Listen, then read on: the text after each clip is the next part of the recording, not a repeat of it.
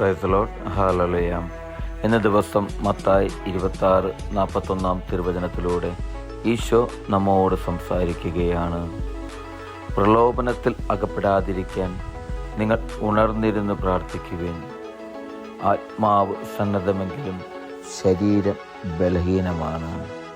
പ്രിയപ്പെട്ടവരെ, ഇന്നത്തെ തിരുവചനത്തിലൂടെ ഈശോ നമ്മോട് ഓരോരുത്തരോടും പറയുന്നത് ഉണർന്നിരുന്ന് പ്രാർത്ഥിക്കുവാനായിട്ടാണ്. വചനം പറയുന്നു, പ്രലോഭനത്തിൽ അകപ്പെടാതിരിക്കാൻ. പ്രിയപ്പെട്ടവരെ, നമ്മുടെ ജീവിതത്തിൽ ഞാനും നിങ്ങളും പലപ്പോഴും ജീവിത സാഹചര്യങ്ങളിൽ വീണുപോയേക്കാം.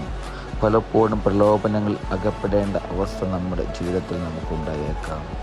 എന്നാൽ ആ പ്രലോഭനങ്ങളിൽ വീഴാതിരിക്കാൻ, അതിനകത്ത് അകപ്പെടാതിരിക്കാൻ വചനം നമ്മെ ഓർമ്മിപ്പിക്കുകയാണ്, ഉണർന്നിരുന്ന് പ്രാർത്ഥിക്കുവാൻ.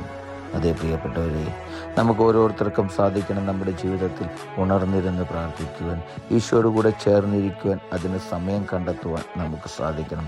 അങ്ങനെ ദൈവിക ചിന്തയിൽ നമ്മുടെ ജീവിതം നമ്മൾ മുന്നോട്ട് കൊണ്ടുപോകുമ്പോൾ, അങ്ങനെ ഒരു ജീവിതത്തിൽ ഞാനും നിങ്ങളും വളർന്നു വരുവാൻ സാധിക്കുമ്പോൾ പ്രലോഭനങ്ങൾ നമ്മെ കീഴ്പ്പെടുത്തുകയില്ല.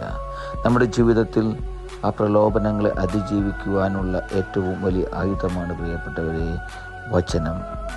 ആ വചനത്തിൽ ആശ്രയിക്കുവാൻ, പ്രാർത്ഥിക്കുവാൻ, കൂടുതൽ സമയം കണ്ടെത്തുവാൻ നമുക്ക് സാധിക്കണം.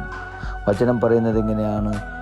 ആത്മാവ് സന്നദ്ധമെങ്കിലും ശരീരം ബലഹീനമാണെന്ന്. പ്രിയപ്പെട്ടവരെ, ജീവിത സാഹചര്യങ്ങളിൽ പലപ്പോഴും നമ്മൾ തളർന്നു പോയേക്കാം നമ്മുടെ ശാരീരിക ബലഹീനത മൂലം. പക്ഷേ ആ ആത്മാവിൽ ഉണർന്നിരുന്ന് പ്രാർത്ഥിക്കുവാനായിട്ട് നമുക്ക് സാധിക്കണം. അങ്ങനെ നമ്മുടെ ജീവിതത്തെ ഒന്ന് വെട്ടിയൊരുക്കുവാൻ ഇനിയുള്ള കാലഘട്ടത്തിലെങ്കിലും നമുക്ക് സാധിക്കട്ടെ.